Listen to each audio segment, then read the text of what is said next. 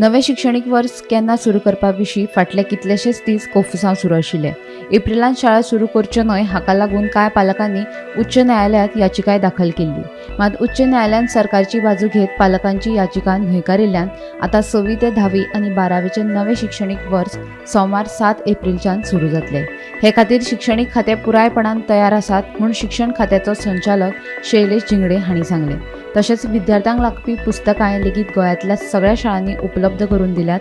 एप्रिलांत शाळा सुरू करीत जाल्यार भुरग्यांक गरमी जातली म्हूण कांय पालक बोवाळ घालतले, पूण तशें कांयच जावचें ना. चड गरमी जाली जाल्यार विद्यार्थ्यांक 11:30 वरांचेर घरा सोडटले म्हूण जिंगडे उलयलो.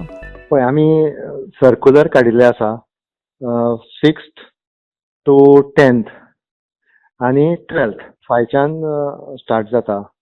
आनी SCRT डायरेक्टरान म्हायती दिल्ल्या प्रमाणे टॅक्स्ट बुक्सूय सगळी स्कुला पर्यंत पाविल्ली आसा. थोड्याचे हे आशिल्ले की बुक्स ना आनी कितें उगीच कितें तरी एक्सक्यूज आसता, पूण म्हाका दिसता की सगळ्या भुरग्यांनी सगळे टिचर्स तर पॉझिटिव्हली घेताच. त्या तुमकां प्रत्यक्ष वचून पळयतकीर भुरग्याचो एन्थुजियाझम दिसतलो. So we are fully prepared for reopening of the school from Monday 7th of April. Director SCRTन इन्फॉर्मेशन दिल्ल्या प्रमाणे सगळे बुक्स डिस्ट्रीब्यूट जाल्ले आसा. पळय, भुरग्यांक कांयच प्रॉब्लम ना. भुरगे गरमेच्या दिसांनी वचून ग्रावंडार खेळटा. गरमी तशी आसली घरा कडेनूय भुरगे एसीन बसचे ना. 95% भुरगे एसीन बसचे ना. सो आनी दुसरें म्हणल्यार त्या खातीर हे एप्रिहेन्शन आशिल्लें म्हणूनच आमी क्लासीस 11:30 पर्यंत दवरल्या. गरमी जाता ती 11:30 मागीरूच जातली.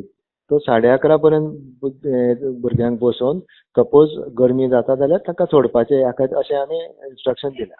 मे 1 मे ते 3 जून समर वेकेशन आसतलें, जे वर्सान वर्स आसतलें तें. सो सुटी खंयचीच कमी जावना. सो आनी टिचर्स तर आमचे एप्रिलान स्कुलान आसतालेच. सो टिचराकूय हातूंत कांयच प्रॉब्लम ना. थोड्यांक वगीच इश्यू करपाचो आशिल्लो ते इश्यू करताले. सो फाल्यां तुमकां हाजें सगळें उत्तर मेळटलें. सगळें फाल्यां सुरळीत जातलें.